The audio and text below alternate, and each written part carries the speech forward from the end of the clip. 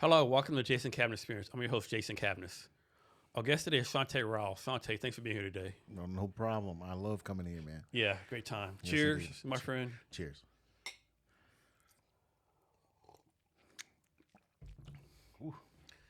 So this is your second time on the podcast. Thanks for doing this again. I really appreciate it. No problem. My goal is to have an even greater time than we did the last time. Yeah, let's do that. Yeah. So you do a lot of experimentation in your business, right? Yes. I've seen you sell pretty much everything from snow cones to ice cream. Like, talk about the experimentation you're doing. Yeah, man. I've tried a lot of different options for the space that I have. You know, ultimately the notary company has always been there, but I've done God, what was that? U-Hauls. I've done that. I've had medical. I'm sorry. I've had God. What else did I do? You got me nervous right now. They're looking at messing me up. Nah, but I've had like I said, U-Haul. We tested that market there. I've done wedding officiant. We've had CPR, basic life support. I didn't know about the wedding officiant. Yeah, man. My dad used to do that a lot of times. You know what I mean? But you know, I used to give, for a very inexpensive price, you get married, you get your pictures and all that. I thought you had to be a minister to do that. Yeah, I'm an ordained minister. Okay. I got my father's an ordained minister. Okay. Too. That's crazy, right? You can go online and get it, but I turned it into a little business, which would have added added some value to our company. Yeah. But my dad's been married so long, so I think it played better with him to do it than me to just like marry folks. Yeah. But yeah, man, I've pivoted in that social media aspect of it. I definitely want to talk about that later. Yeah, definitely. We got into that. Speaking of social media, so we're on TikTok Live. Okay. So shout out everyone joining us on TikTok Live. Yeah, hey, thank y'all. Follow me on Poppin Notary. That's on all platforms.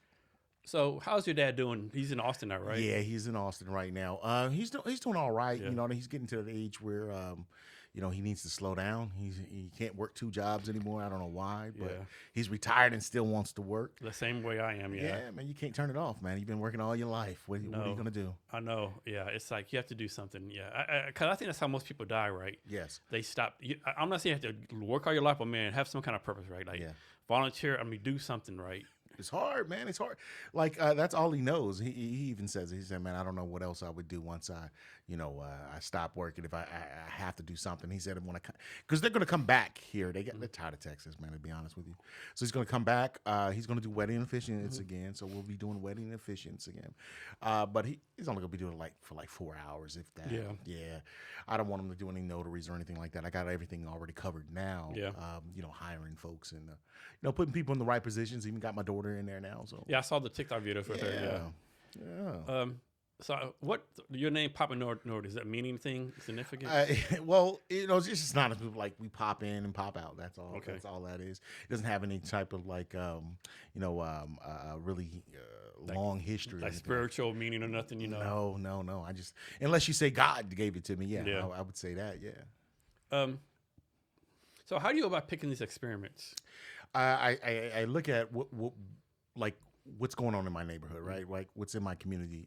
We're really embedded in it, right? So I look at what's going to help the community.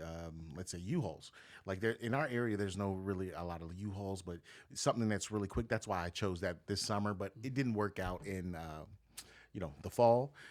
Just because it slows down a little bit for me, and then they're charging me so much just to have the spaces to do it. So we got rid of that, but it's a very good. It was a very good service. People were loving it, but now we're moving on into like getting packages and things like that.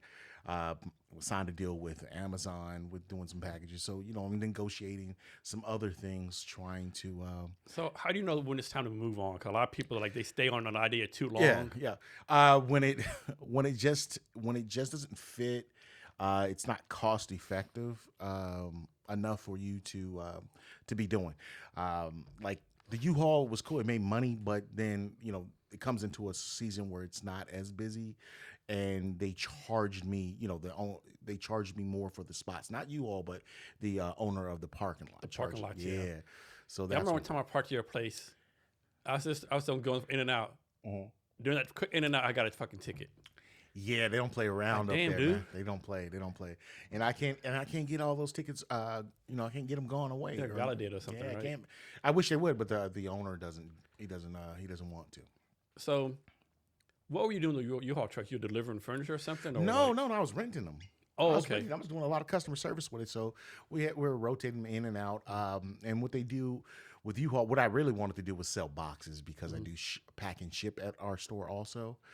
Man, I do mail, pack and ship, but that's why I wanted to do it because U-Haul has some of the cheapest boxes out there. If you want to buy boxes, you don't go anywhere. You go to U-Haul. U-Haul has a lot of good boxes, inexpensive. That's why I wanted to. That's why I wanted to use them really. But with under their contract, you got to have at least 2 vehicles or 2 trailers or something. Okay. You got to have some equipment on your lot. Were you like either selling ice cream or snow cones too? Yeah, But that's mainly for the kids that came in every day, right? Yeah. So and were you giving that away for free, or were you charging? them? sometimes. With the ice cream, I had I was going to start that. I was going to do some catering, and a company hired us out to do to sell ice cream, and then I had a whole bunch, and then I was like, man, what am I going to do with all this ice cream? And we're between 2 schools, and I just started offering out free ice cream. All the kids came and got it, and then I was like, man, there was a lot of kids out here that need something, especially in the neighborhood. So I started offering snacks, and so I sell chips, and it's not as great, but that there's nothing that's safe in the neighborhood for kids to go to.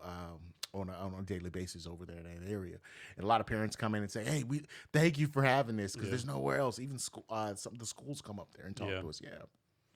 Have you got any sales from this? Like any parents come, hey, thanks for selling my kid chips. Here's whatever. Yeah, sometimes you'll get some parents that'll drop an extra 20. Hey, this is just give some chips out, give something out to the kids and things like that. And so we do that. But for the most part, man, it's not something that I'm trying to that I'm making a super amount of money on or anything like that. It's just something to offer the kids in the neighborhood, and they like it. It's some safe place to come in there. I get to know some of the kids. Get to meet their parents.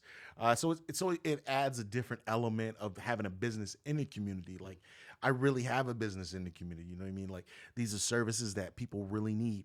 People need pack and ship. People need a notary. People need, to have a safe place to go. People need printing and things like that. So, yeah. So talk about some more like your passion for engaging with your community. Man, it's just it's like trying to find a way to make it just run a little bit better. You know what I mean? Like, I try to jump into like the nonprofit area of it, and for me, I'm just like so business orientated. It's hard to play that type of game. You know what I mean?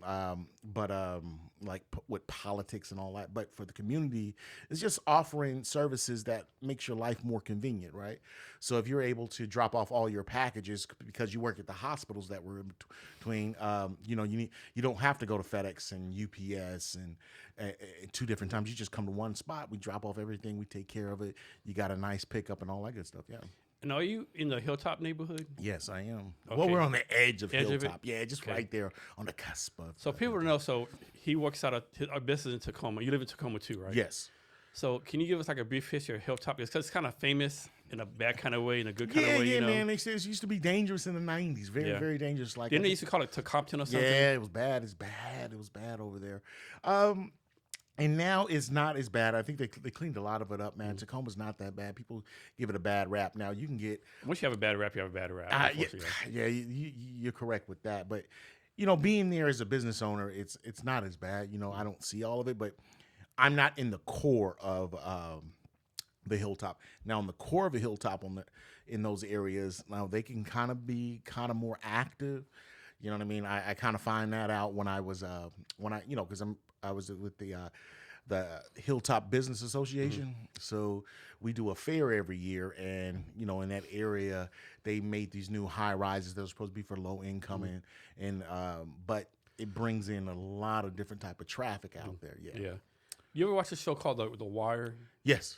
So I just started. Me and wife just started watching this. Is that right? Yeah, we hadn't watched it before, right? What? So was Tacoma that bad?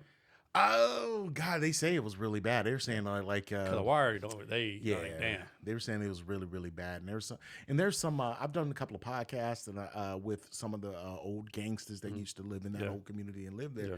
And they said, it used to be super bad. You couldn't just go up in to the Hilltop, and Yeah, you like get, who? yeah, you get killed out Yeah, there. who are you? Like, man, you got Yeah. all the kind of wrong colors on. Yes. Yeah, you get Yeah, killed. that's good out is there. better. Yeah. Yeah, it's crazy. Like, it said like Hilltop is a very like vibrant community in that way, right? Yeah, now it's like it looks like, especially where the light rail or the streetcar Yeah. is. It seems like it's gentrification at its fullest. You know what I mean? So gentrification, I know a lot of people have a negative connotation about it, but in a way it can be good though, can it? yeah, I think it can be, but you also take out the foundational element of what built that community. Because if somebody's been living for like 30 years. Yeah. My thing is like I know a lot of people don't think they should sell their house, but like if you've been in your house for 30 years, here's each home and all, but like someone offers you like twice the value of it, it's right? hard to turn that down.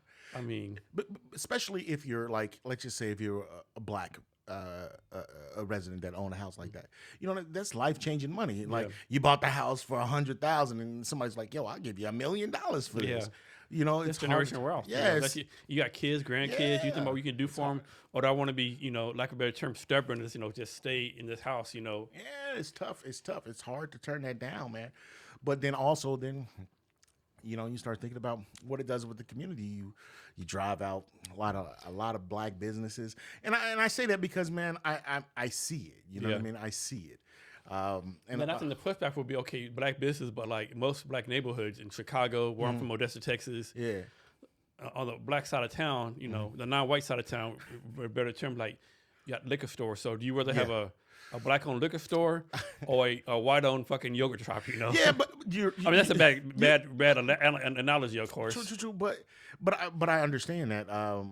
I think that it's just got to be a business owner that really wants to like add something to the community, and that's what I'm trying to do. I think that's what a lot of these people move in gentrifying. They add nothing to the community. Like, they just sell. That's it, and it's not really like you everybody is playing this game with the local politics in the cities, right?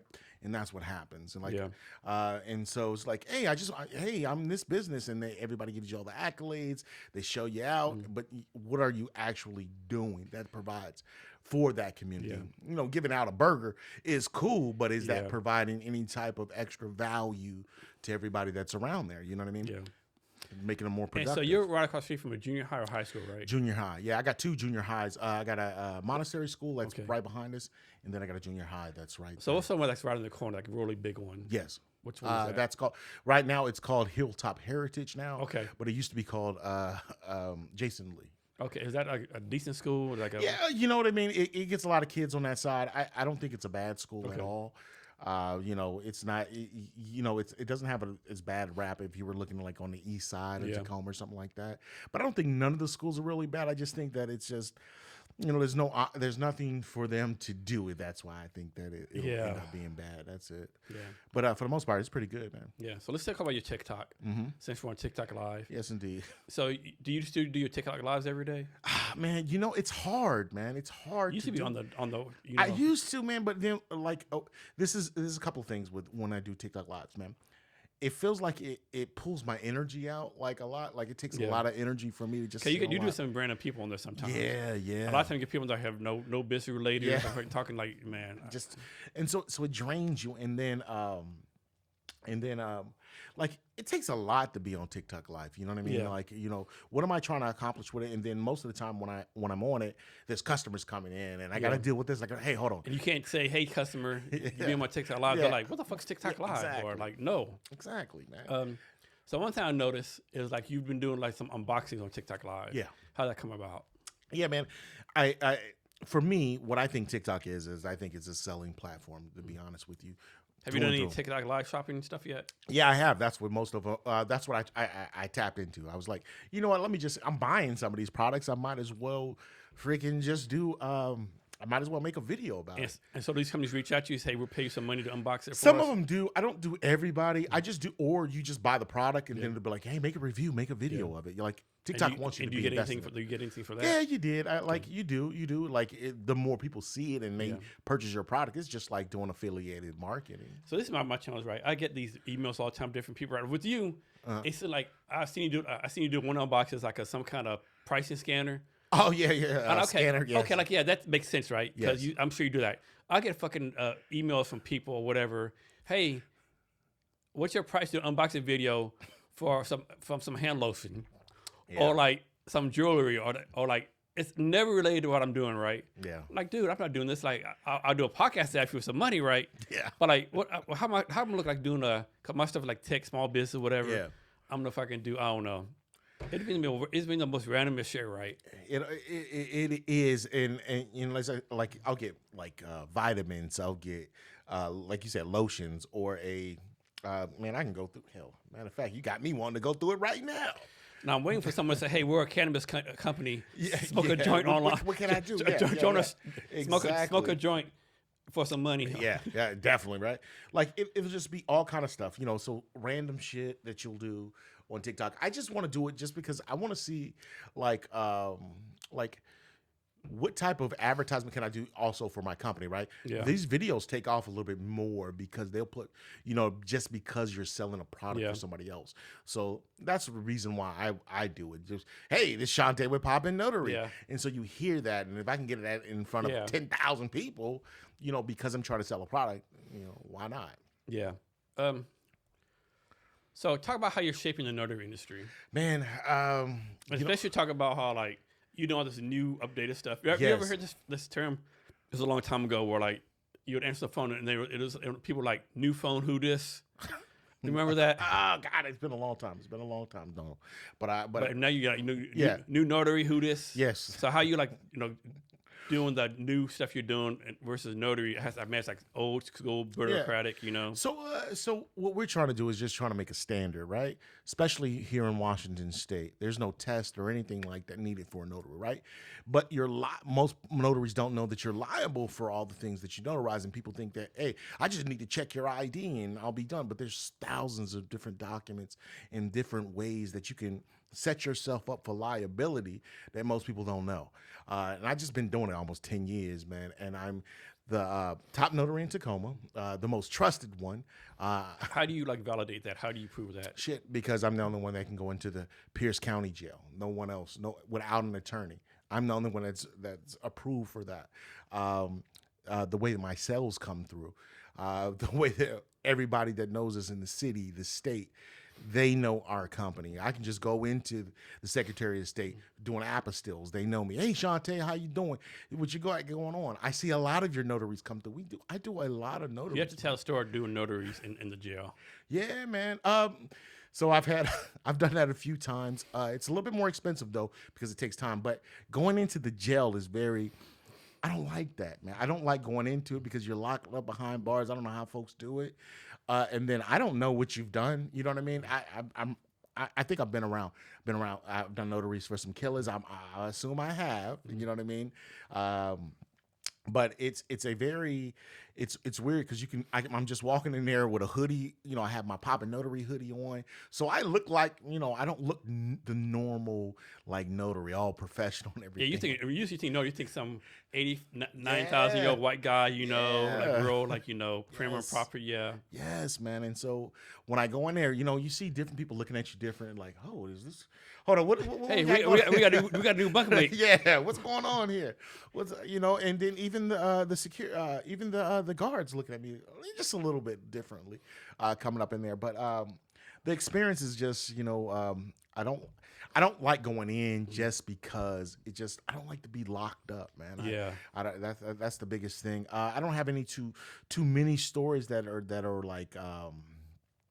like inspiring or just like feels exciting to talk about. I actually do have one. A story. What's that? You told the story last time it was on here. You have to tell it again. Which one was that? This time you went to where some in the fucking country and the people had cats or something weird going on. And she was drinking water? I think so, yeah. Okay, so tell the story. Oh, okay, that one. All right, I do. So, you know, I at one time I did 33% of Thurston County for real estate signing. So 250, 280 loans a month, 10 notaries and all that. But I got selected to go to, it was in Olympia in the rural area. And I went to do the signing. The lady, you know, I don't like to talk about folks' houses, so sorry, y'all. But her house had poop and like dog poop on the floor and all that, and she had a creepy son, kept walking back and forth behind me. But she kept ranting and raving about this well water. She was like, hey, this is the best water here in Washington. This is the best well water you'll ever taste in your life. And I was like, yeah, great. And she's like, you know what, you want to try something? I was like, yeah, definitely. Yeah, I'd love to try something. So she go get some of this water, and she gives it to me. It's in a dirty cup. It's it's a dirty cup. And I'm like, damn, this is exactly what I did. I looked at it. I was like, oh, God, I got to do this. And I just said, I was like, oh, my God, that's good water. She's like, are you done with that? I was like, yeah. She's like, just snatch it up. And she just started drinking my water and started doing the paperwork. And I have so many stories, man. I've had stories where the guy looked like, he was dressed up like a woman when he came to the door. And he had... I mean, this is the Seattle area, though, right? This is the Seattle area. Yeah. Where was he at when he did that, man? I can't.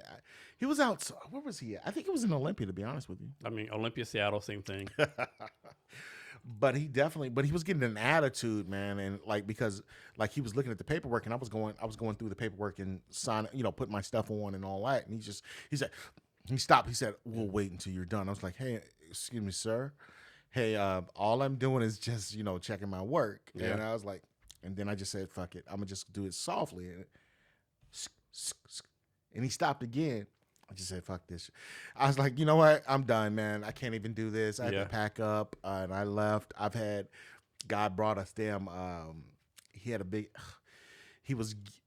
I showed him the paperwork. He was yelling at the people on the phone. He called them because the paperwork was off by $5,000. Yeah. And I don't have anything to do with that. Yeah. And he's like, motherfuck this. Y'all messed up my paperwork. He said, this is not the numbers I was talking about. Then he was yelling it. And he said, hey, don't be alarmed, but I got a replica gun I need to put up. Yeah. He pulled out this big ass gun. And to myself, I was like, man, I'm not gonna have to run out this bitch. I might have to defend myself against this gentleman here, man.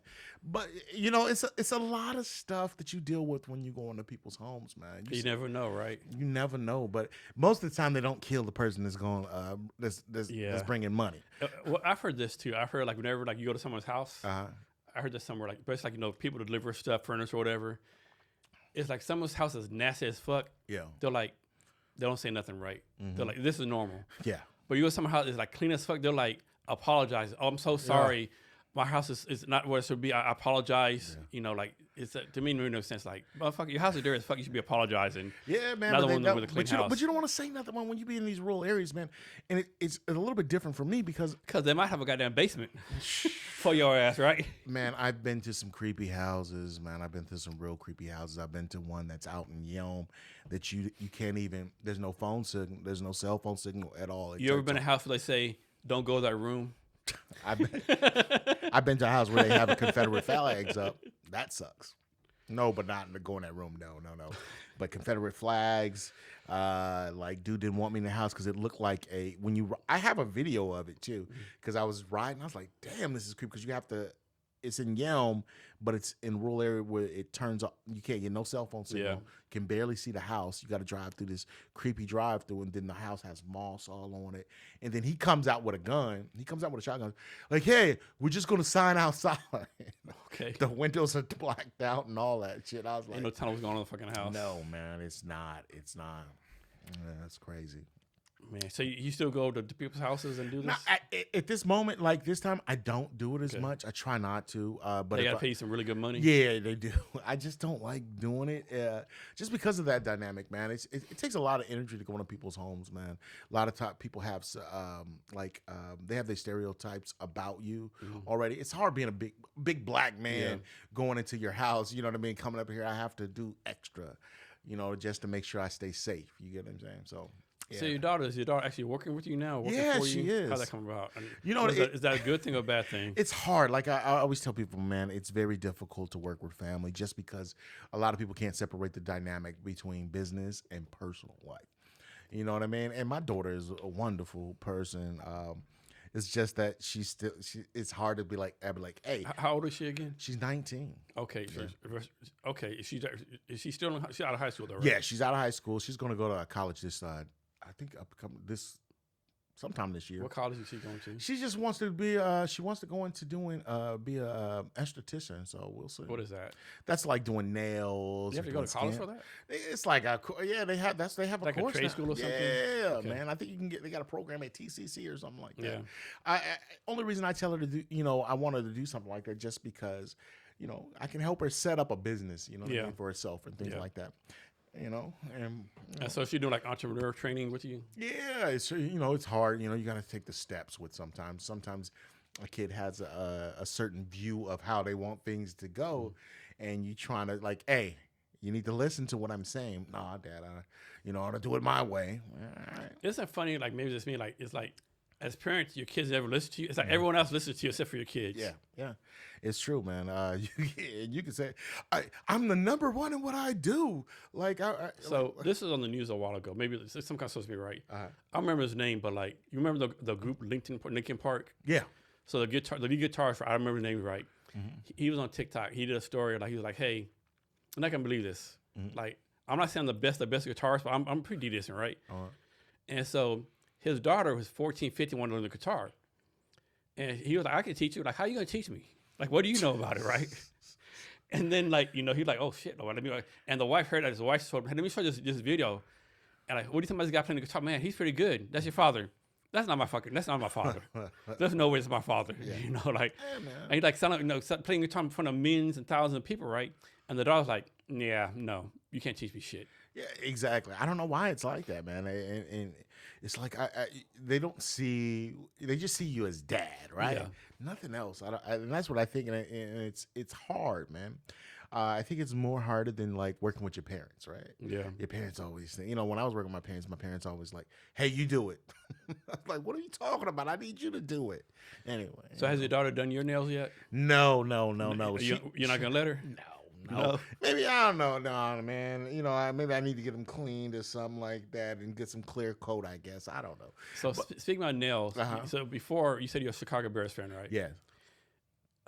So Caleb Williams, right? Mm-hmm. What do you think about him having his nails done all the time? Well, it's him. You got to keep good hygiene, right? I mean, he says it's because like his mother's in nails business, so I get, but I know a lot of people be turned like he has like a pink, blue nails, whatever, Well, see, I don't know about all the color. Maybe that's just the generation, though. You know what I mean? He does the color nails and stuff, I don't want to do that. Yeah, this would be too far. I'll do a clear. If she wanted to help my nail, just to clean them up and all that, and do a clear coat, I'll do that. Yeah, but I don't know about putting no pink or no blue or anything. Or like nail so one time he had like the Bears colors, like Go Bears on there, or whatever. Oh, that's kind of dope, though. I guess you know what I mean. But you got to be comfortable in your own sexuality, I think, with that, man, and not letting people think that, hey, because you get your nails painted, you're this or you're that. So how do you think your Bears are doing so far this year? This year, they surprised a lot of people, I think. What, me? Or the Bears surprised a lot of people. Oh, the Bears? Yeah, man. See, yes, they have. I'm sorry, man. This damn liquor got to me, man, and I don't even drink that much. But, man, I don't watch sports. And we have 8 more balls to go through. I know, huh? Shit. I don't watch sports that much, man, to be honest with you. Like, I used to be really in it in the 90s and all that, and then I got off of it. It's just, I live usually vicariously through my dad. My dad is like a sports fanatic. He'll tell you what people went to high school at. But for the Bears now, man, shit, they doing good, man. And how did you become a Bears fan? My dad, man. I'm originally from Gary, Indiana, right? Oh, okay, so kind of close, Yeah, so right across the water. But that's always been my dad. Have you heard they're put the new stadium in Gary, Indiana? Is that right? I didn't know that. I didn't know. Yeah, Gary needs some money out there, boy. Maybe because Gary sent this big thing here. The next stadium, right? They're bid on it. They did the prototype, all that kind of stuff. They're like, we can't move the stadium out of Chicago. And Gary's like, come here. We got you. We got your tax base. You got this for you got that. Yeah, you think about the Jets and Giants play in Jersey. But I think I seen something that the mayor doesn't want the Bears to go out of Chicago. I mean, it's all about money, right? Yeah, definitely. You got to do some kind of tax break, which is fair and unfair, right? Yeah. What? Hey, I need you to pay for the whole stadium. The taxpayers, let's put it on you. It's kind of bullshit, The taxpayers pay the stadium, then they pay $1,000 for a ticket. Like, damn, I pay for the stadium, right? Yeah, man. It must be some lucrative money to have a football team, man. It must be a good tax any kind of sports franchise, right? Basketball, baseball, whatever it is, right? You can just because all of that's nonprofit, right? Yeah, I think that's not nonprofit. They're not. No, I think the NFL's nonprofit. No, they're all for profit. Yeah, I don't know. Trust me, Jerry Jones would never do anything for nonprofit. I think they're nonprofit, man. They might. That's how they be capping that money because I think they washing the money or doing something with it. It's a reason why them folks have those teams, man. It's not just because it's a way to put some money. And that's what I think. Are you like a big Seattle sports fan? No, I do like the Seattle Seahawks. Yeah. You know what I mean? But my heart's still with Chicago. I can't. Yeah, I'm a big Cowboy fan. Yeah. I'll go for Seahawks as long as they don't play the Cowboys or Texans. I'm from Texas. Yeah, definitely. But I go for the Mariners if they don't play the Astros or Rangers. You know. But when is Dallas gonna win something though, man? Never. What is happening? So people don't realize this. So like, I think we're cursed. The reason why, not cursed, but like, and so. Jerry Jones and Jimmy Johnson won the 2 Super Bowls, right? Mm-hmm. And he fired Jimmy Johnson, hired Barry Switzer. They lost the championship, right? Yeah. And Jerry Jones said on TV, so they got Deion Sanders, they won the Super Bowl, right? Mm-hmm. As they won the Super Bowl, he said on TV, I probably shouldn't say this out loud, I'm paraphrasing, but like, I told God, if you give me no Super Bowl, I don't need another Super Bowl the rest of my life. So I think we're not winning another Super Bowl until he dies. Yeah, or he sells that motherfucker, which he will not. He'll never sell it. He's never selling it, yeah. Nah. One thing about Jerry Jones, whatever you said about him, I think every NFL business owner owes them percentage of the company, right? Because that's stuff he did. Like, there was no sponsor for him, none of that, right? He made it to like they're kind of like the Barnum Bailey of the NFL, right? Okay. He made a lot of people a lot of money. Man, that's a joke my friend told me about the Cowboys a long time ago when they had Michael Irvin and all of them. Where did it go? I don't want to say it. But anyways. So they used to call them the South American Cowboys. Is that right? All the cocaine they used to do. I said that Nike and he said the sponsors are Nike and God. Anyways, let me. Nike and cocaine. Yeah, yeah. I guess it's not Mickey and Coke. Yeah. It's I don't know. Pepsi and So, are you a big basketball fan? I like the Bulls. I was more watching the Bulls in the 90s. That was everything to me. Watching Jordan play, watching Pippen, Rodman, all them. Even when they were in the first one without the dynamic three, or at least they didn't have Rodman when they won the first 3 championships. The Bulls has just been always my team. So, this is a game I want to see, right? Because Seattle, like the Seahawks games, Mariners games, Kraken games, all like off the chain, a lot of noise. So when this game happens, it's gonna let's take all that crowd noise times by 100, right? So let's suppose the Supersonics are the team back, right? Yeah. The first game, OKC at Supersonics. Oh, that'd be nice. That is gonna be off the chain. That was the last. That is gonna be off the chain. Yeah, it will. That'd be nice. That was the last year when the Seahawks were here when they had Kevin Durant. Yeah. I met Kevin Durant when I used to work for FedEx. Yeah. Because I delivered some packages there. But that was the last year. Damn, that would be a nice ass game too. That's gonna be fucking blast. That's gonna be better crazy. Yeah, it would. Here comes the OKC. Fuck them. Yeah, I know. Why the hell aren't they supposed? When is that? I thought they were supposed to. Every year it's like, the team's coming. It's gonna be Vegas and Seattle. Somebody did a top 5 list of cities that should get NBA teams. It's a pretty good list, right? Yeah. Of course, Seattle was on there. Vegas was on there. But Kansas City was on there, right? Yeah. People forget the Utah Jazz used to be in Kansas City. Oh, is that right? No. Sacramento used to be Kansas City. Yeah. Kansas City Kings, not Sacramento Kings, right? Yeah. They said Nashville. Austin. Austin doesn't really make any sense because that's right by San Antonio. Yeah. And San Antonio has like a CBA team there, a G League team. That doesn't really make sense. But Austin's like, talk about a team of these pro teams, right? Yeah, they don't have nothing. Austin. You could argue University of Texas is pro league as fuck, right? Yeah. And so Seattle, Vegas, Kansas City, Austin, and Virginia Beach. And Virginia Beach kind of threw me off because I don't think about it, but plus I think it's too close to DC. Is it big though? I've never been there. I don't know, right? I really don't know. But I can see Nashville.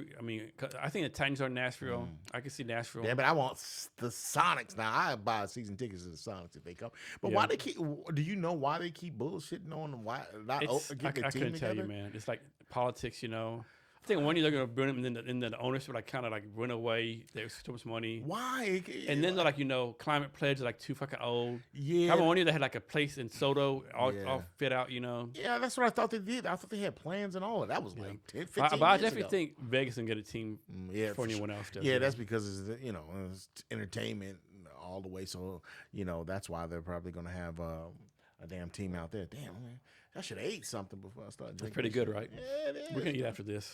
Yeah, I can't believe it. Yeah, but yeah, Seattle's a good sports town, right? It is, man. It definitely is, man. The Seahawks are good. I'm not gonna even go. I'll never take anything away from Seahawks. I was here when they won their first one. Should have won that second one. I can't believe that shit. I bet you they talk about it all the time. The Seahawks are doing good this year. I think the Seahawks game's gonna come on 2 minutes if on TV, so people can watch it if they want to. Yeah, it's crazy. Like Seattle and San Francisco, right? And like that's a good game in San Francisco, right? And with football, like, there's so many potential coach candidates here, right? Because you have, like, the Seattle coach. Yeah. Kyle Shanahan from San Francisco, all the injuries, right? Yeah. New England. Like, you just on and on and on, right? Yes, indeed. You watch any college football? Man, I don't watch no sports no more. Man, I be so concentrated on trying to make some damn money in business, man. I would like to own one, but no, man. I don't watch any sports. If anything, I would watch... I would probably do a college, I would probably do UW if I had to do anything. When I was younger, I liked Notre Dame. That's it, but man, I don't watch anything, man. I don't watch any sports, which sucks, man. I'm like an anomaly or some shit. Yeah. I don't really. So you started your company in 2016? Yeah. So when you started this company, talk through, like, you had to tell yourself, I see this problem. Yeah. What's this problem? How do you figure out you were the person to solve this? At the beginning, I just thought about, let me be honest with everybody that wants to start a business. You want to make money, right? I knew that I couldn't, as a notary company, you have to have a brand. And I knew, like, it is going to take years. You just can't start something like that and just think that you're going to make money. And I think a lot of people think that, hey, you're going to make a lot of money just by not building a brand. And that's what I had to do. The real estate signings is what really caught my eye because you can make more money doing that. And so I just became great at doing that, man. I just no errors or anything like that. I would drive in 5 different counties, man. It's just, that's what made my business. So talk about what I call the unsexy part of doing business, right? Like the taxes, the finances. Talk about the trash. Talk about that. All that stuff is trash. Fortunately, like with the notary part of it, like some of the stuff isn't, you don't have to do certain taxes with the notary stuff. But the part of it, like all the fees that you have to pay, the biggest part of that is advertisement, man, to be honest with you. That's a lot of money. Dealing with shit, I don't know what else, man. This damn liquor got me off, man. It definitely got me off. Got me off of my damn. Do you have a bookkeeper, accountant, that kind of stuff? Or no, I do a lot of stuff myself. I keep everything. My go-to is, I'm not gonna lie to you, is QuickBooks. I'm not gonna lie to you. Use QuickBooks? Yeah, I've been using QuickBooks for years. I've used QuickBooks when I first started my businesses 25 years ago. So you do your own taxes too? Yeah, okay. Do everything like that. That might be risky, but not right now. But it's changing this year. Yeah, everything is changing because there's different revenue coming in. Yeah. There's a lot of different changes that are coming. So and it's a lot of stuff that I can't. I don't know who that is. There's a lot of things that I can't. I don't know all the tax. Like. Hey, shout out your TikTok again. TikTok. Poppin Notary. Poppin Notary. Yeah, that's our TikTok right there. Make sure y'all check it out. We'll definitely you'll see some things that'll amaze you. It's a little different.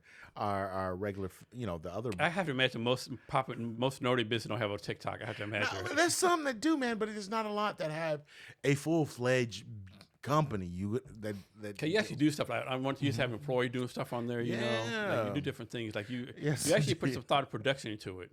Somewhat, man. I think you know what I mean. Like nowadays, it's kind of hard because I don't have the same people there, and it's harder for me to put my own personal point of view into my TikToks or my social media because I'm trying to run a fucking business. Does your daughter ever say, "Dad, you too fucking old for a TikTok"? No, she doesn't. She's like, "Oh, Dad, Dad, you're embarrassing me." Yeah, do that. Stop. Don't do it like that. Don't do it like that. That's it. For the most part, man, I don't even care. I'll do the TikToks however. I think the biggest thing, you can't be embarrassed. You just got to do it right. You just got to do it, man. You can't worry about what anybody else thinks. Sometimes, that's what slows you down. I think people realize, like, everyone's going to viral, right? But let's suppose you really had 1 million views, right? Would that really improve your business? If no one bought anything, right? If you have 1 million views, you got brand engagement, like what if? What does that really do, though? I think that when you do, like, for me, what I understand from like going viral, right? I think that you have to continuously keep on that same aspect. I think that if I would have I think what TikTok wanted me to do with their algorithm is stick into the I'm this older person, and then this younger group is doing my TikToks, and I didn't want to stick into that, you know what I mean? And I think that's what it was pulling me towards. But once you go viral, you got to continuously like hit it. You got to put so many videos out, and that's not how I operate. You know what I mean? That's not normal. That's like me chasing that validation, and I don't chase no validation. I don't need it. I just, hey, you know what I mean? If it went viral, look at my other content. Look at what we do. Research us. You know what I mean? So how do you turn Poppin Notary into like a respected, trusted, built business? Shit, man, being in the community, like making sure that we have a standard operating procedures for notaries, you know, just leading the bunch, having training programs, understanding the law for notary, just, you know, getting the opportunities from partnerships that we've established. It's just, I just think I love what I do, man. You know what I mean? Being a notary is cool. I understand the documents. You know, even attorneys' documents, you start seeing how they're messed up. Like I've learned how, you know, the law works or how it's supposed to read on a document, and you see the mistakes that happens. You know what I mean? So it's just, that's what I feel, I just feel I'm good at what I do, man. And I know most people say, oh, it's just checking an ID. Yeah, but it's also understanding the law, you know what I mean? And being able to decipher, are you supposed to be notarizing it? Who is supposed to be signing this? And I think a lot of times people take the job as being just something simple. You know what I mean? Like, oh, it's just checking ID, that's nothing. Until you end up having to pay because you done signed somebody wrong, or you didn't check an ID, or you didn't, you know what I mean? Or you signed in a capacity that you weren't supposed to sign. It's a lot of different caveats to it. Hey, also, the license credit is kind of strong, right? Huh? This license credit is kind of strong, right? Yeah, fuck yeah. I'm not even gonna lie to you. It is, man. I'm like, woo, Jesus. All right, but it's all right though. You know, we gonna roll with it. Yeah, shit. we don't pick something else. Yeah, man, whatever you want to. I picked one this time. So you can pick one. Shit, you trying to me? Let's do this baker. Bakers. Yeah. All right, brother. Here you go, man. Here you go. All right, you trying to get me fucked up in here, and I start saying all kind of wild stuff. You know, I'm not gonna do all that, but yeah, man, I don't know, man. I love doing the notary. I like to be the number one. I like to be the person that is leading the way in certain areas of notary. Like I said, the next step for notary is the remote notarization. I used to do it.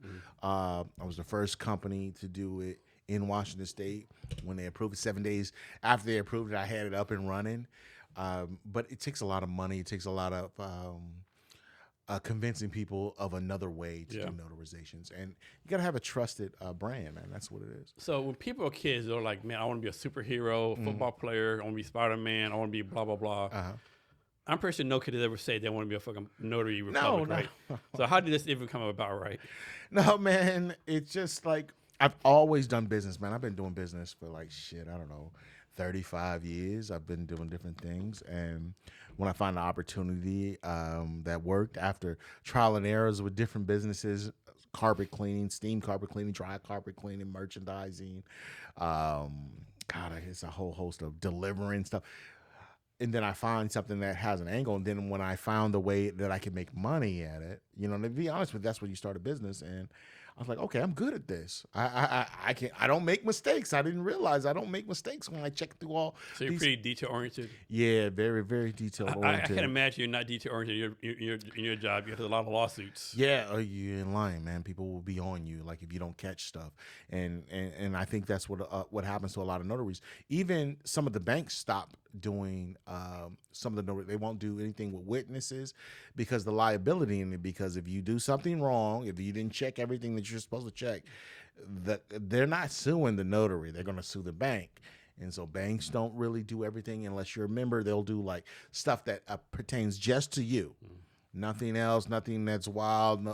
No, even UPS. The dynamic for me in the city is like when you become sort of the leader in the industry.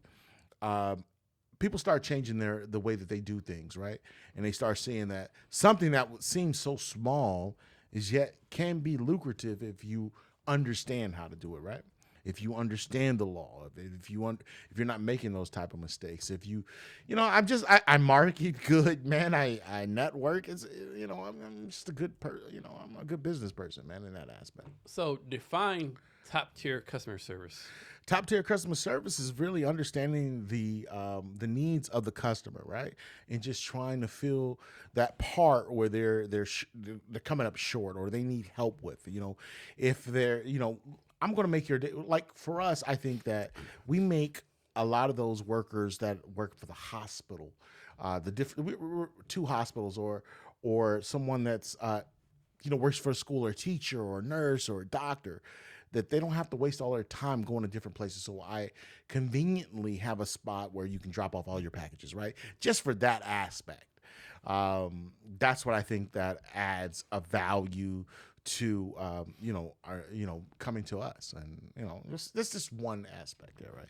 Damn, this shit got me. So how do you do this, right? Of course, you're in the business making money, right? But this is like a extreme example.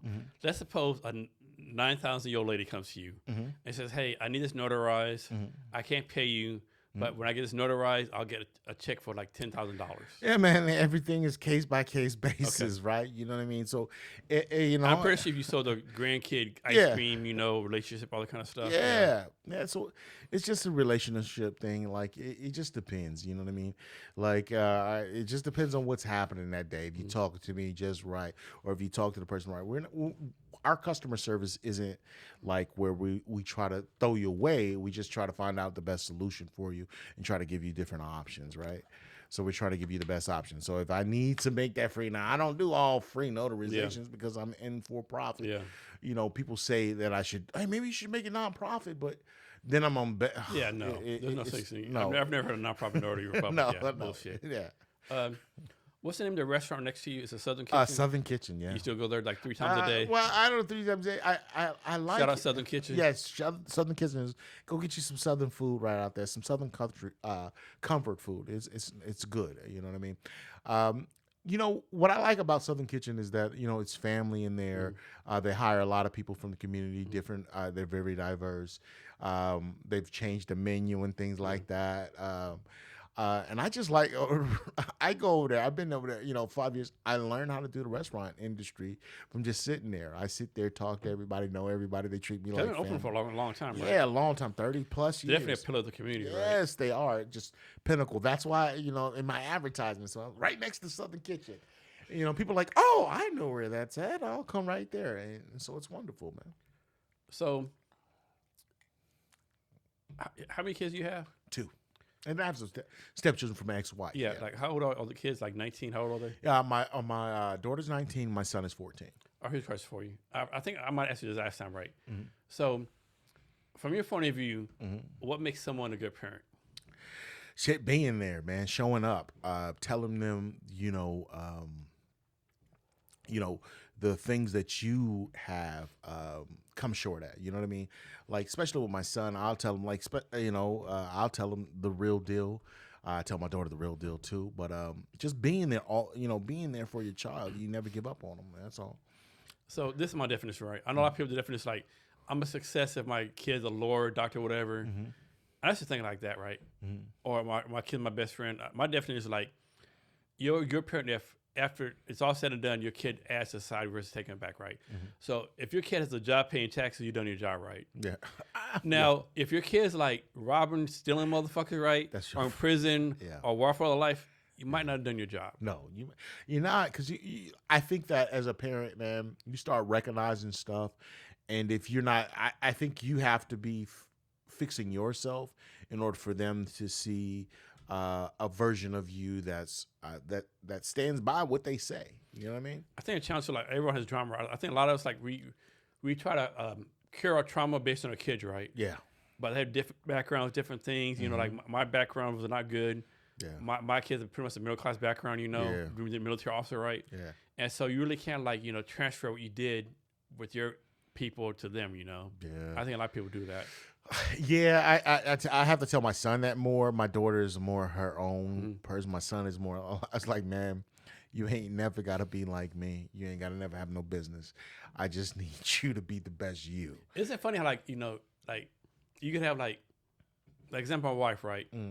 I think she has like, I'll make this up because I'm kind of buzzed. Me like, too. Like two brothers, two sisters, right? Like, so her family had like two people have trouble with the law, two people have bachelor's degrees, two people like, and they're all like combined, right? Like, but all raised in the same house, right? You think if everyone's in the same house, they're all talking about the same, but no family I know has like all the kids are the same. Like one's like a really like golden child, one's like the black sheep, one's struggling, one the parents have to take care all the time, right? I think you got to meet each individual kid differently, right? You got to meet them where they're at differently.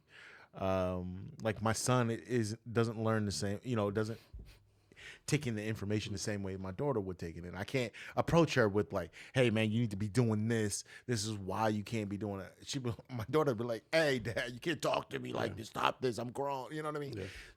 So I think you just got to you got to meet those kids at where they're at, and then try as a parent to find out like where they're falling short at, and express to them like, hey, this is where it's going to help you out if you do this. Like, you don't want to go down this route. Yeah, like I tell my son, yo, you don't want to go to jail. All right, you don't mess with no children. You don't try to go to jail. You don't rob folks. Just be truthful. Stand on your word. And like I have one kid like this person, like he just get along, like really calm, cold, never gets mad. I'm sure he gets mad, like he just like really calm, right? Yeah. Have another kid, like the term "fuck around and find out." This is this kid right here, right? Like she don't fucking. This person does not fucking around, right? You see, it happens, man. It happens, man. It happens. I there's like I don't know, like me and my sister grew up different. Like I would think that I'm more like black sheep type thing, because you know what I mean. Like I've always been like a go getter on things that I wanted to have, right? So. I think it's just different, man. It's different. I don't want to, like, there's some good things that I've learned from my family, my mother and my father, how they raised me, but there's also some things that I don't try to instill in my children, like fear and things. Yeah, plus the background. Like, I don't think no one like whoops anyone anymore, Yeah, it's hard, man, because no one does it, If I got to beat you, I tell my son that, though. I say, look, man, you need to do this. Now, if I got to beat you, I said, no one really does that anymore. Yeah. Something that's totally random, right? So there's a lady I follow on TikTok, right? I'm on TikTok way too much. I can't remember her name, right? She's a white lady. She has that kind of dark humor, right? Okay. And so she was doing a show. She was like, hey, how many guys used to have whippings? And some people always say, like, I used to have whippings all the time, right? I used to have whippings, but it's a hanger, right? Yeah. And this is a really dark joke, right? I probably shouldn't say it, right? And so she was like, hey, I used to have whippings or hanger, right? And she would like whip around the time. And then when I was born, she switched to a belt. That right, man. Shit, my mom don't play no games, man. She whoop ass. But I hit a hanger, shoe. When I accidentally sprayed me with some. But they don't do that no more. I don't think, right? No, man, that's shit. Some of that stuff, that's like more like abuse. And stuff, yeah, that's like damn.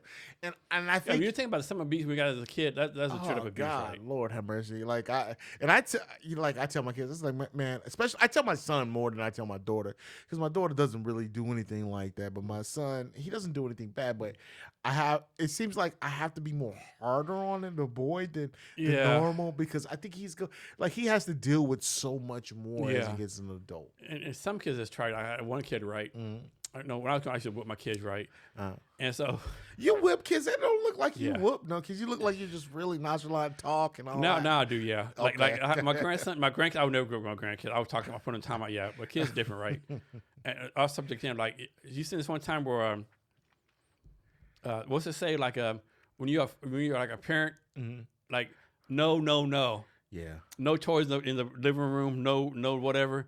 But your grandkids, Yeah, yeah. We have ice cream and cake for breakfast. Yeah. Yeah. You That's can have, crazy, man. Yeah, you can play video games. I hate that, man, because I tell my mom that does the same thing, man. Like I was like, man, I remember you whooped my tail for some stuff like this. Nah, you live and you learn. You do Yeah, better. like you deserved it. Yeah. Yeah. But I had one kid, right? This kid, like, yeah. So this kid did something, right? Or two stories. So this kid one time, we was like in the living room, and they're running around, and my wife cleaned the house, right? And she had put a vase like on the corner of the table, right? And running around, by the kid just knocked it off accidentally. Hey, put it back on. Why? Like, it's not my fault it's there. Put it back on. No, it's not my responsibility, you know. And so I grabbed her. I grabbed the person's hand, put her back, right? Guess what she did?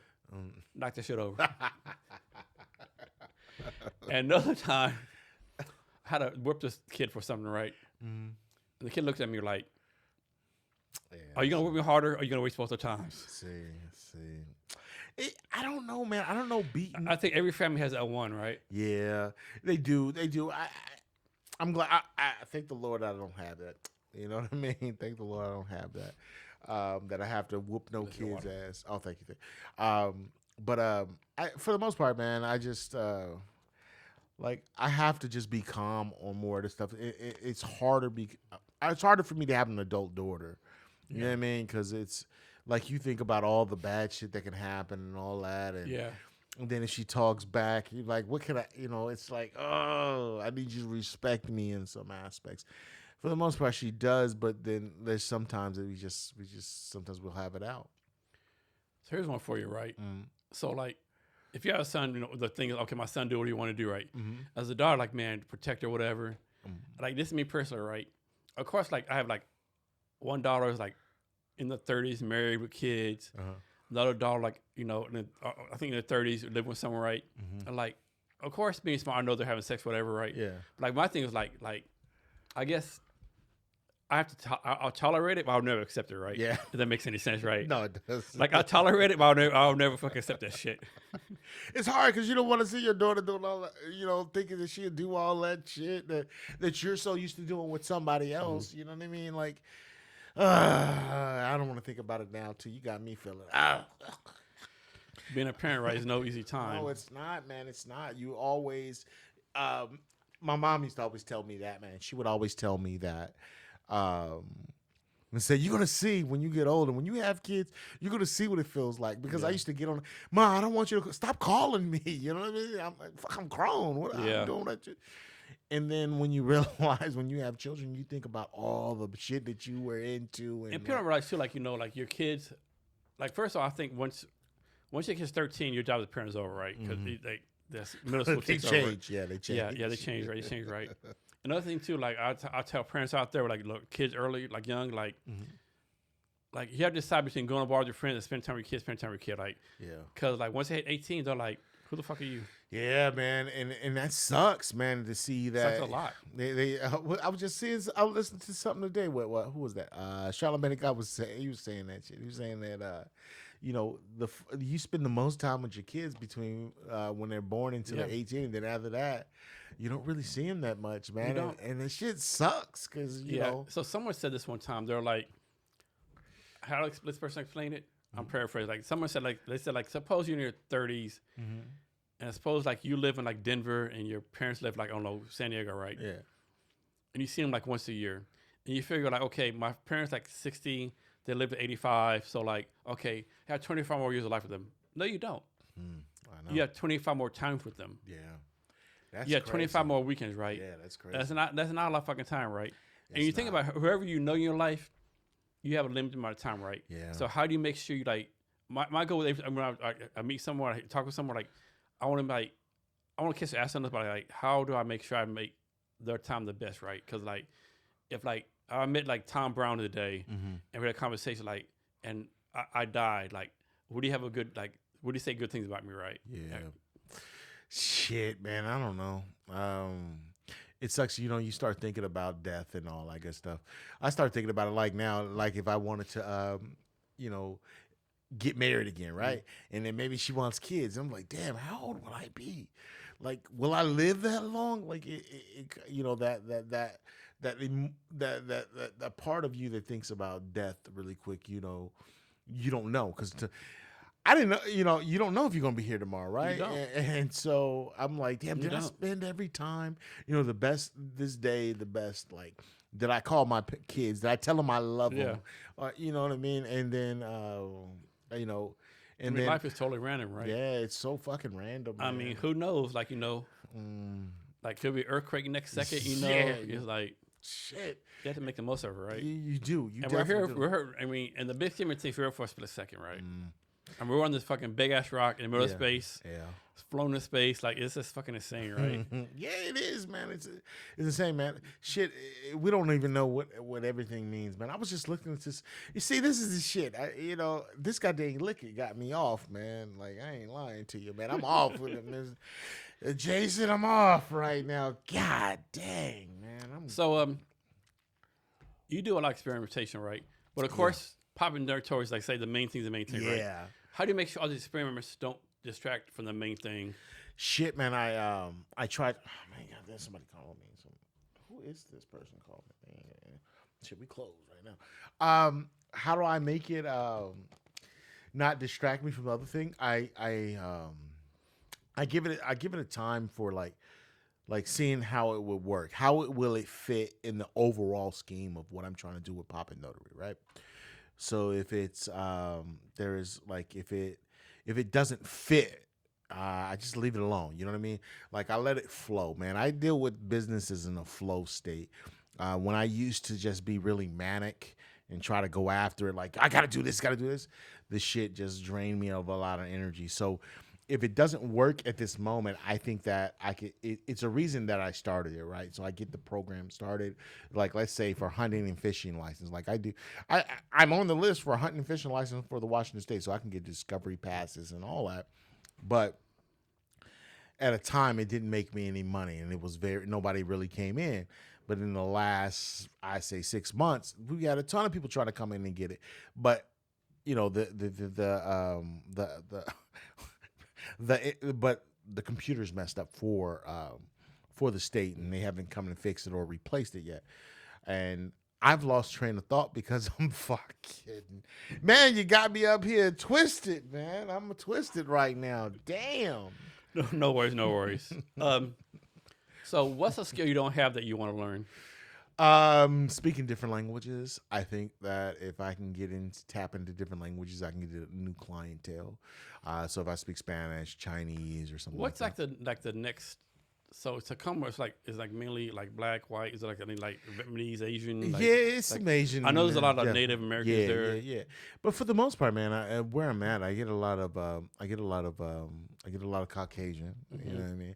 We do get black people that come in, and we get get a little Asian community. But I think that when you offer a service, especially apostilles, I think I can get a lot more international clientele, Asian, Indian, and things like that. I think that that I hire towards that demographic, so people can have something that they can relate to when they try to come into our store. So they have somebody they can trust. You know what I mean? Like, I have an Indian guy that I have that works for me now. I used to have Hispanic ladies that work for me and things of that nature. I have black, I'm black, or I have white folks that work. So when you come in, you do see, I know I might be off, but man, you do see, like, there is a black element to it. You know what I mean? I got Jack Johnson on the wall. I got these different people that have changed history for black folks in business and things of that nature, and just offer a element where they fought against the status quo, I would say. Man, God damn. Is your future plan to have like a Poppin Notary branch, a DuPont one in like Seattle, one in Bellevue, one it definitely is bumfuck Arkansas. Yes. So the next step for us is, like, I have a proven concept. I have financials for it. I know I've been the first into doing the pilot programs for, like, remote notarizations. So I know how to do that. I've worked with a lot of different big corporations that I've helped, established different things, man. Although it just seemed that I'm just a notary, but a lot of times, man, I keep everything, like, really, really, I don't talk about a lot of things that I do and what I've accomplished, just because I don't see it like that, man. I just see that I'm just doing things that I'm supposed to be doing, you know. So like this is 2026 now. A lot of people like digital, remote, blah blah.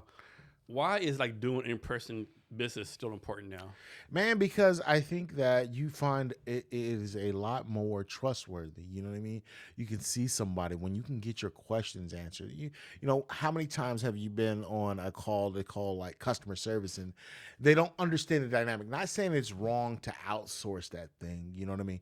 But they don't understand the cultural aspect of the question that you're asking, right? I've ran into that a few times with a lot of different corporations that I've used, that I've had to go to customer service, and we just offer that, like, hey, I can help you with a solution to your problem, and that's what we do, man. We not only are we that, we handle all other stuff. We handle solutions, man. So, what's for your business, you want to pass it on to your kids, or like you want to sell it whenever you know what? You know, it just depends. Yeah. You know, my kids, they're gonna be doing their own things. Like I don't necessarily think that they're gonna actually like be running it, but who knows what's gonna happen in 5-10 years. I mean, that's a problem. I was trying to learn about baby boomer business, right? Like they're like 80, 90, whatever it is. Like, and the kids' grandkids like, I don't want to do no fucking plumbing business. And like, so these boomers like, man, I want to start a business. And then people want to buy it. Like, oh, they're kind of fucking them over. Like, like, I know your business worth $10 million, but like, you're about to die. Yeah. I shouldn't say that. You're about to die, but like, I'll give you $2 million for it, right? You know? Yeah, but what is the most, like, what are you doing? Like, I think to me, my vision is so grand. Like, I have a big vision of what I want to do and accomplish with the notary company. Like, I think I can help transition a lot of states that help them save money and things like that. But for passing it on, do I want to pass it? Yeah, I would love to pass on something or have my children be able to like navigate what I'm trying to do, but I don't know right now. Like it only tells in the next 5 or 10 years, right? If they really want to do it. I think that when you have a business, it would be lovely for kids to jump into that, because I don't think they realize what that does. You know what I mean? Like, you have a business that you're the boss, right? You don't have nobody's telling you, yeah, you got to do this, you got to do that, you got to do. You're the person that's running it, and I don't think at like my daughter at 19, I don't think she gets that. I don't think my son's going to get it at 14. Maybe they need to be like 30 or 40 years old before they understand the value of what they have. So talk about the balance between like being community driven versus making a profit. Making a profit, man, shit, I could have just opened up a UPS store and just been good to go. You get what I'm saying? Like, I just use them, I just make money, hire some folks, and I just go walk away, and then that's it. And I don't give anybody in the community no other options to drop off FedEx, drop off the post office, be able to get some Amazon packages, things like that. I can't do anything. I just offer them one service, that's it, and I just make money. That's it. So, how has being a good communicator helped you out? Man, it has gotten me into a lot of rooms that I thought I would never get into. You know what I mean? I'm able to be here, right? You know what I mean? If I wasn't able to communicate, have business-wise or meet folks, I would definitely not be in the position that I'm at now. People trust who I am. You know what I mean? I am who I say I am, I guess. How do you get people to trust you? Shit, man, you can see from my actions. You know what I mean? My actions show that you can trust me.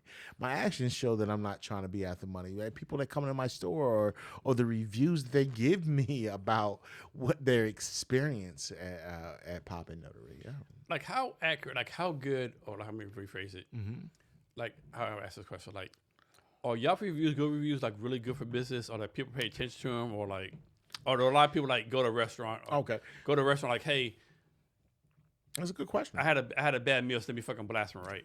When it really wasn't the business fault, you know? Yeah. Yelp, I think, this is me, I think Yelp is more of like for food and things like that. But I do got reviews on there. I do respond to people that have given me bad reviews, but most of the times when people give me bad reviews, it's mostly because they're trying to commit fraud. And then they don't like that we're solid on what we do. You're doing something that is not legal. We don't do that here. Google's been a very good advocate to have, man. Like your reviews are everything. That's on any business nowadays, right? Because your online presence depicts if you're going to make money, right? I respond to everybody's good or bad reviews, man. So talk about the loneliness of being an entrepreneur. Shit. Yeah, lonely is say that again. Shit, it's lonely as hell, man. Sometimes, because especially when nobody gives you no accolades, nobody praises you. Every decision might not be the right one. People might not give you the opportunity. This shit sucks, and then you sit there and you wonder, why do you do it? Because I asked myself that a lot of times, like especially in the last year, man. Because sometimes it's been tough, but it gets lonely, man. Because not everybody's going to see the vision, and not everybody's going to support that. Because everybody has an opinion about what they think how a business should be, right? Oh man, I don't know why you're doing that, because if you not did this by this time, you should just quit, and you got to question your own self, like. Do I stop this because somebody is saying this? Because it makes sense, but what is the inside telling you? Is the inside telling you to keep going? And shit, and that's what happens, man. I just keep going. I keep going because I don't have to have this business. I can quit right now and I'll be good. I can be in the Philippines. I can be in Thailand. I can be in Europe right now. But I enjoy doing it. You know what I mean? Like, I don't know what else I would do. I come to work when when I'm off. Like, when we have vacation, I'm there. I'll show up to work just to come in, man. That's how much I love it. That's how much I believe in what I'm doing. I believe that I can do it. Like, it's hard, man. But not everybody's going to believe. When everybody doesn't believe you, it's super, super lonely. It's super lonely when family don't believe you. It's super lonely when you start questioning yourself. The shit is super lonely. Jason, shit. I mean, that's the worst when your family don't believe in you. Yeah, man, it sucks. Sucks. That's sucks. The fucking worst. And then you don't know what to do. But you know what really keeps it going, I ain't gonna lie to you, my daughter does. Damn, that shit make me want to cry just thinking about it. This damn liquor. Nah, she said, Dad, I believe you all the way. Like, I believe you're gonna make it. I believe you're gonna do it. Just because what she can see, and it sucks, man. Like, I had to tell my mom this one time, man. I said, Mom, listen to what I'm saying. I am the number one in what I do. Why wouldn't you not listen to me? Like, listen to me when I'm telling you how to do this business. So I have a good friend, right? John Neff. He lives in Mexico, right? He's been an entrepreneur his life, right? Former Marine entrepreneur his life, right? He had several businesses, like in Thailand, China, like outdoor business, right? Yeah. He told me one time his mother told him. He's our age, right? He told me one time his mother told him, like, how come you just don't get a decent job? And he's like, Mom, do you even know me? Yeah. Are you kidding me right now? Like, you want me to get a job to work for someone? Like, have you not followed my life? Last 30 years of my life? Exactly, man. It's hard, man, because people see you as like that person that you grew up and like that's it.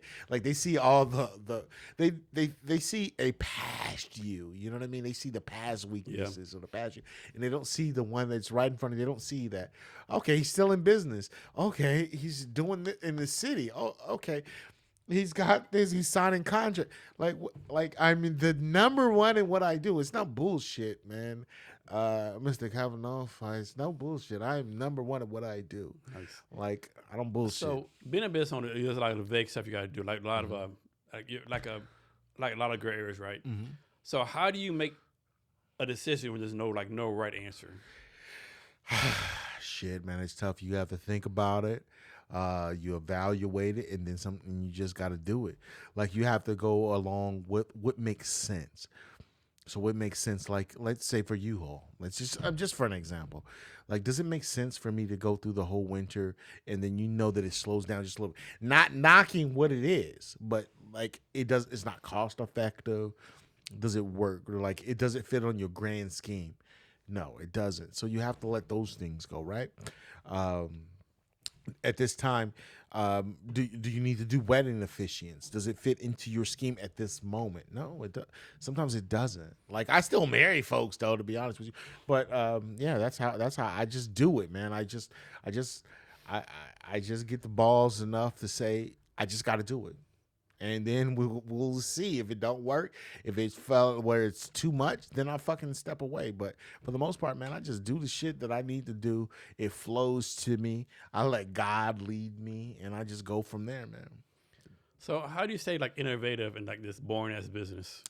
For like a better term? Shit, man, you do the shit that most people don't want to do. You know, you do it differently. You try to make it exciting. It is boring. Like I tell them when we be making TikTok videos, like it's boring, but let's add some other elements. I think with tech, at least I break up the monotony of the day, right? Yeah, man. Yeah, it is. But when you come into a store and you have a problem with a notary stuff and you're trying to figure out a way to help yourself, you come here to us, you figure it out. I'm like, they were like, all right, thank you, man. I so appreciate that you're able to do this, or you're able to tell us the different solutions. And we have people that come in there that don't know how to use phones, man. We have to walk them through how to use a phone and send us an email. We're there, man. That's what my customer service is built off of. I don't know why I'm going into it, but it's just like we help folks. You know what I mean? Now, what's like a small detail that you like obsess over that customers actually notice? Shit, man. When I check all your documents, I make sure that it's right. And I was like, this is wrong. And people always tell me, look, they say, hey, our lawyer drew this up. I say, I get it. Are you sure he's a lawyer? Yeah. Like, what college was he? Was he fucking last in the class? Yeah, man. But I think lawyers are professionals in law, not to draw documents. Yeah. You know what I mean? Yeah, so they're not. Actually, the paralegal probably do that shit up. Yeah, it definitely. The lawyer, the paralegal drew this shit up. Yes, they don't go in there and make documents. They have somebody else do it, and sometimes those documents are wrong, and I'm there to help you to get them right. So. You're a service business. Mm-hmm. From your experience, what do most service businesses like fuck up at? Not having a good system, not being able to get customers in quickly enough to deal with their objections, right? Like when you come to my site, you're able to get everything that you need, right? You say, I need a notarization. You go in there, oh shit, okay. Or you need a print. Okay, we can do it online. Just everything's just simple, especially for a small business that's here in that's a small business. You know what I mean? Like we do big business things. You know what I mean on that aspect. But damn, you got me drinking this guy. So how do you deal with all the changes like laws, like tax laws, HR laws? Like how do you keep up with all that? We just make sure that we read all the new laws that come out for the notary. Make sure that the customers are aware of what we're capable of doing. There's one, there's law. I know all the laws for the notary part of it. We just check on it every year. I'm updating a course that I have for it. Now I say like for shipping and things like that, we find out, just different areas. Jason, man, I'm fucked up. Hey, how do you deal with a customer that you can't please? No matter what you do, they're you know what I mean? They're not going to be happy. All right. Now, sometimes I just have to. I'm so raw with what I do. It's dependent on if you have an attitude or not. Like, I will try my best to keep it professional as possible. I don't go up and tell folks, but you're not going to talk to me just crazy. I'm going to express that to you like, hey, I'm just trying to help you. I've had an instance where I was like, let me just go through these documents one more time because we're trying to find your mail, ma'am. And she's like, why you got to go through that? Why do you need to do that? I'm just trying to help you. And we're getting into sometimes I let it go too much when I should just walk away and just like let it go. But for the most part, I try to use respect and I just use straightforward just answer. You know what I mean? I just keep it real. Like, well, I need to do this or I need to do that. That's it. But for the most part, man, I try to treat people with respect and dignity. That's it. But what they don't treat you like that back? The shit, I have to tell you the truth. Like, I don't cuss at anybody. I just tell them the truth. Like, I've had people that try to, get a package without their names being on. It's like, but you're asking me. And so I tell them, that's all right, I'll do it. You're asking me. You're trying to make me do something illegal. You're making me. You are doing this. You're coming in the store because you don't do it if you go to UPS or if you go to FedEx. You're not trying to make them give you a package, though, right? But you're here trying to give me a package, trying to make me give you a package that your name is not on. That's the kind of stuff that I don't like. That's the kind of stuff that I get upset with. But I don't get mad and try to cuss somebody else. And they give you a bad Yelp review. Yeah, or try to. No, they don't give me a because they feel bad about it because I've called you out on it, something that shouldn't be. Like you can't go to no other store. I don't like that. When you go to another store, you're not doing that. You're not doing it to UPS. You're not doing it to FedEx. You're not doing it to post office. But you come into a small black business and then you're telling me, demanding me to do something that I'm not supposed to do. How has your definition of success changed over the years? Shit, man, success. Like before I thought it was all about making money. Like, hey, you got to have all this money. But now it's more or less like how am I impacting my community? How am I helping people's lives out? That's what success looks like to me now. You know, of course you want to make some revenue, but how am I impacting? Are the services that I'm offering helping you out in the community? Is that making your life easier? That's what I want to do. You know, that's what makes me successful. Is being an entrepreneur like in Tacoma, Seattle, Denver, Dallas, anywhere in the world, is it basically the same, or like each location has a different thing to do? I would think each community is different, right? You know, not every community can run the same type of aspect of business that I have. You know what I mean? But you can. I think when you open up let's say if I open up another one in Seattle, you know, it would probably be different. But it probably have its own type of you know, people that work for it or do things, a different type of experience when you come in. You know what I mean? Like I think that's that I think every community is different. So what's something like when you first started your business, you're like, man, this is kicking my ass, right? But now you're like, what is wrong with me? That's so easy to fix. But you kind of struggled with it in the beginning. It was struggling in the beginning was just like trying to have a standard operating procedure for doing notaries, right? Or like having clients that are not trying to find out when people are doing fraud, right? Because there's a lot of people that do fraud, man. My system is developed where if you're going to do fraud, you're going to have to go all the way. You're going to have to go all the way with the IDs. You're going to have to go all the way with paying with your own credit card. You're going to have to do all of it, the whole gambit. So I think that's what helps me out, man. Just making you shit, man. I'm off right now again. I'm sorry. Why you got me drinking this shit? So, what's your schedule like? Do you like work 24/7, 100 hours a day? 6 days a week. Yeah. I probably work, I don't know, 10 hours a day every day. Saturdays I work. I don't really take off. I don't really vacation. Shit, I think in the last 5 years, almost 6 years, I've probably been on maybe 6 days of vacation, maybe 9. That's it. In 6 years. So that kind of sucks. I work so much, man. And then there's other aspects of the business where you don't want to do it. I don't want to fucking do bookkeeping and all that. Oh my fucking God. Yeah, it's a trip. So that's the aspect that I don't like. But yeah, man, I just spend a lot of time there. I'm just there. I think in my business, like adding, you know, when we do, because I do mailboxes, man. Shit, I do everything legal. Everything when you come to Poppin Notary is legal. All right, we go.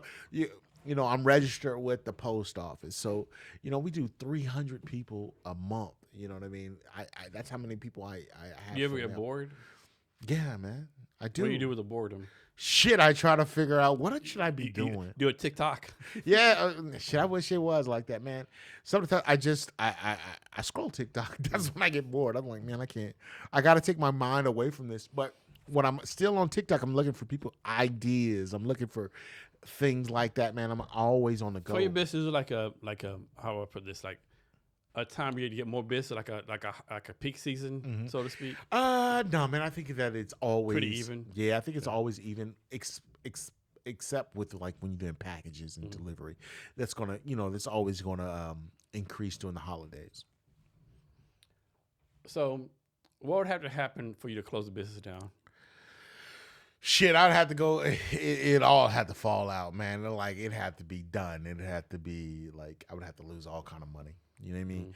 Like I would have to not be able to pay for people to work for me. Yeah. I would just not have to have any opportunities. But I get too many opportunities, man. Like it's increasing more this year. Like I've gotten a lot of opportunities, man. And the opportunities come from me just being able to offer the services that I offer that I've started years ago. Amazon Locker. I was able to get us to, I was able to sign a 5-year contract with Amazon because one of the guys that were really big up in the company, his dad needed to sign a power of attorney. And he's like, yeah, you come recommended. I'm recommended throughout the city, man. It's just crazy. It's just, I don't know how else to tell it, man. I don't really think about it until when people recognize me or they know me in different areas that I wouldn't even think they would know me in. So you started business in 2016. Mm-hmm. Well, yeah. Go back to 2016. Okay. And look in the future, 2026. Would you be like, I'm where I need to be, I'm behind schedule, I hit a schedule? Like, what would the 2016 guys say? Shit, I'd be like, I can't believe it. I can't believe this. Like, I can't believe that I can't believe that I have I have a location that does most of the notaries in the city. I would never think that. I would never think that I was able to have the opportunity to go into the county jail. Like it's like when I started, I never thought about any of this. You know what I mean? I never had a brick and mortar. It was just me doing mobile notaries. You know what I mean? Like at a university place, out of a Starbucks. That's where I started at, man. Like doing $20 notaries and then realizing that it's just that I never thought the grind would be the way that it would be, man. I took a risk by opening up a physical location. You've been in the same place the whole time? Yeah, man. You gonna move anything? I would love to. I would love to own a business, own a building. That's what I need. Mm-hmm. You know what I'm saying? That would be the next step. And it's just, you know what I mean? It's tough right now, man. I hope it turns out the way that I need it to, man. I think it will. Are you happy right now? I'm happy now, just because I see like all of the things that I went through. Like I went through some terrible times, man, in the last 5 years. And I think that's why a lot of companies don't make it in anything that you do. Is that first 5 years, man, because you go through a real quick up, and then you go through a horrible down, and then it just fluctuates, and then it takes your tenacity and your damn drive and your discipline to keep you in business. Like, how bad do you want this shit to make it? Like, for real. Like, a lot of times people don't. How bad do you want it to work? Like, because it'll work out. I think it will, but it takes a lot of fucking time. It takes a lot of transition. It takes a lot of pivoting. It takes a lot of things, man. It takes a lot of things to make something work. When should someone quit?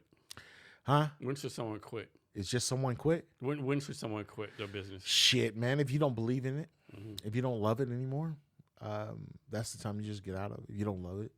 Because if you don't love it, man, you're not going to go through anything with it. Yeah. You know what I mean? I've done that when I used to do dry carpet cleaning. I was doing good and all that, but one day after 6 years I was doing carpet cleaning, and I was cleaning the carpets, and I was like, it took me 8 hours to do it. You know how much I did that fucking whole house for? $150. I was so heated. I spent 8 hours. And I told, and when I got done, I was like, I don't even like this shit. I hate this shit. And I knew that it was done right then. I don't want to ever do it again. And I stopped doing carpet cleaning, man. I've been doing a lot of different businesses, man. And I think those trial and errors have gotten me to be able to have resilience in having a notary company and things. How does the city of Tacoma support you, if at all? They've supported me earlier on and things like that. But anything when you're dealing with politics, man, you know what I mean? You got to play the game, and I'm not the type to play a game. I made money before I had to do any of this. You know what I mean? So I only came to doing this when I was losing money. You know what I mean? I was like, damn, I don't know what to do. And next thing was like, oh, go into accelerator programs and things like that. And I got into it. I met folks, and then I get into the city, and then next thing you know, I'm a good what did they say? What did the lady say? She said, "You're God, I can't a networker. I like the network. You know what I mean?" And then, people don't like you when you don't listen to the status quo or you don't go along with what everybody else does, and you tend to not get all the opportunities that you should be getting, even if you have everything, all your ducks in a row. So last July, I did an event called Cavness HR Sales Got Tech that you attended to, right? Yes. Can you just talk about the event? Like, we've got anything out of it? Yeah.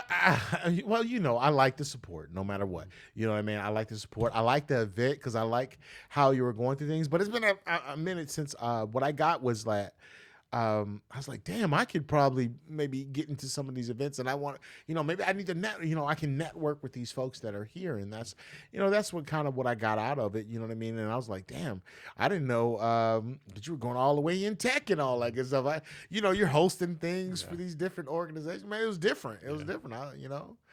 Yeah. But I did get something out of it. It's just showing me that it's possible, right?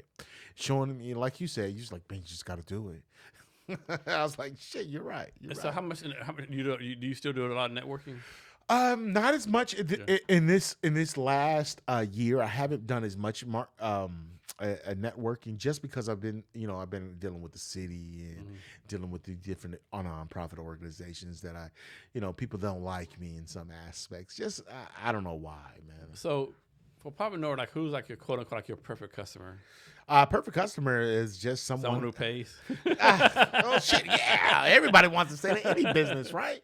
No, I think the perfect customer is someone that is that needs to save some time, needs to have somebody that's able to answer the questions that they need.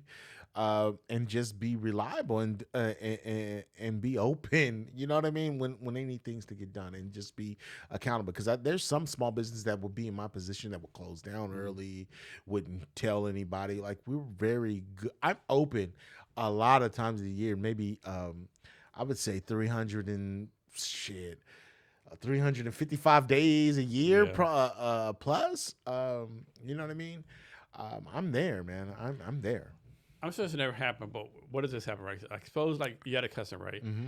And you just knew in your heart, like, man, I took care of this customer, best customer service ever. I really took care of the customer. Mm-hmm. And the customer came back, hey, like you didn't meet my expectations. Yeah, we try to. What can we do? What would you do, right? Yeah, what can I do better? Like, what do we fail at? Like, I give people money back. It's no problem with me. You know what I mean? Like, we want to have a good customer service. Like, when your experience here is supposed to be good, because I want you to come back, not just one time. I need you to come back 1,000 times. You, all your grandkids, all your parents, everyone. I need everybody to come back. Everyone that you work with. Yes, I need everybody. I want you to give it a good experience to everybody. Like, hey, man, you go to the Poppin Notary, you get everything taken care of. Man, you just drop it off right there, or you just go down there to get a notary. They understand everything, and we get a lot of notaries in because people refer us because they're like, hey, they did our power of attorney. They such and such did our power of attorney. They messed up, but when I took it to Poppin Notary, they got it taken care of. So that's what I do, man. Like, hey, I don't know how to send an email. We get so many people coming here don't know how to send an email. That's so fucking crazy. And we help them out. We help them with their phones and get us an email sent out to them. And it's like, oh, thank you so much. Thank you so much. How many AOL emails do you see? I would see. I do see them, which is funny, and I tell folks, it's like, damn, I haven't seen an AOL in a long time. I would say maybe like 1% to 2%. Okay, yeah. AOL, Hotmail, like Hotmail is more, maybe like 15%, but we see a lot of Gmail.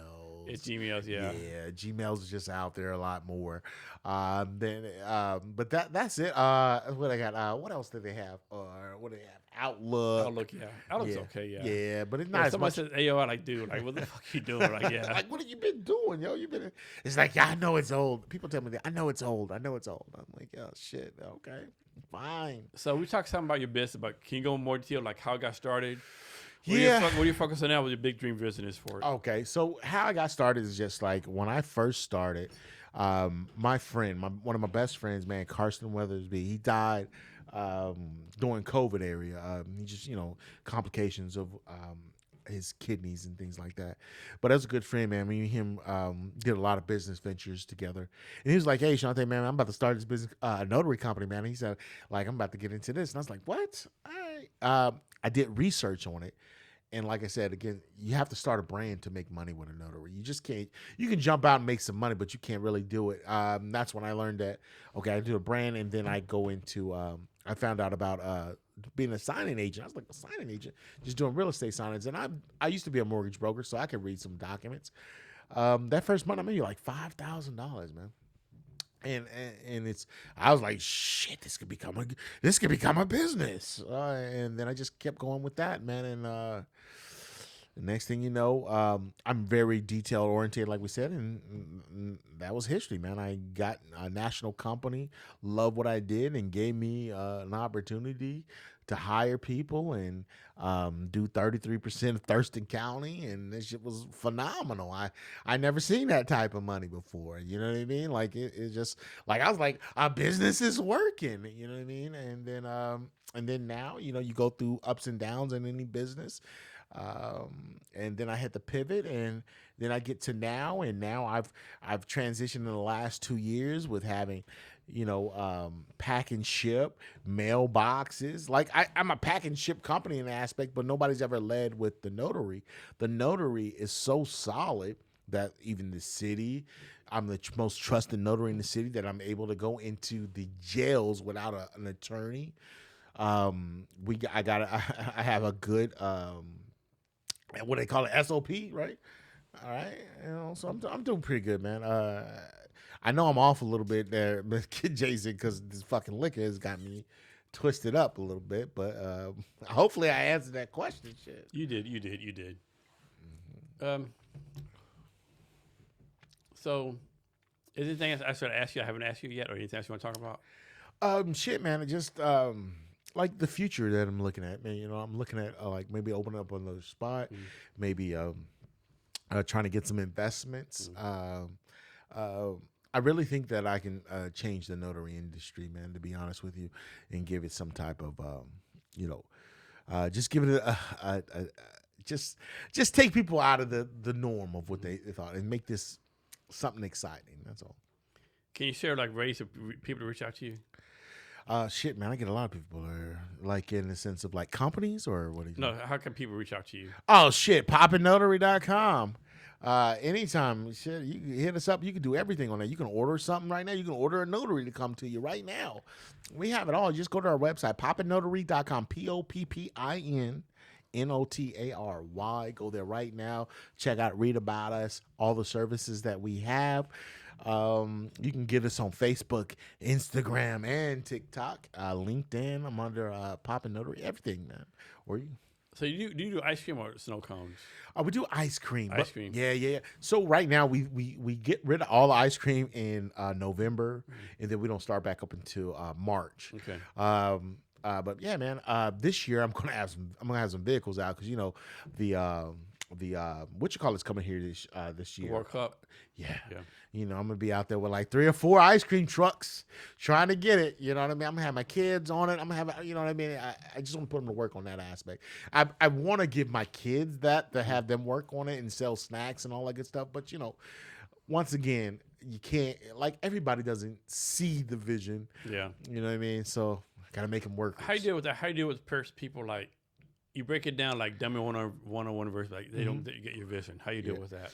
You just gotta all right, you just gotta make them workers. Like, just do this for a certain amount of money. All right, I just pay you hourly. Just make sure you do this and this and that. You can't, because you can't make anybody drink the water, right? You can lead them to the water, but you can't make them drink, right? I'm be always like, put the head down the water, right? Yeah, it's not gonna work because they're not gonna get it. You know what I mean? Like, you have to have an active, like, interest in wanting to do something like that. Now, if my dad would have said, "Hey, I got some," yes, Dad, I'm with it. I'm ready to go get it. Yeah. You know what I mean? But it's not the same. You know what I mean? I think my kids just grew up a little bit different, man. Yeah. Before we get out, can you give us like your last minute wisdom or advice or anything you want to talk about? Yeah, man. I feel that if you have a business and, you know, don't give up on it, especially if you believe in it. No matter if your family don't believe in it, even you don't believe in it. I think that you gotta just continue on and just fight through it, man. Because if it's meant to happen, you know, and you believe it with all your heart, you gotta fucking do it. Just do it. My guy, thanks for your time today. Really appreciate it. Oh, man, I appreciate being here anytime. I come back again. I'm really twisted, though, but yeah. I'm really Hope you're twisted in a good way. Yeah, I'm twisted in a good way, brother. And to our listeners, thank you for your time as well. Remember to be great every day. Yes, indeed.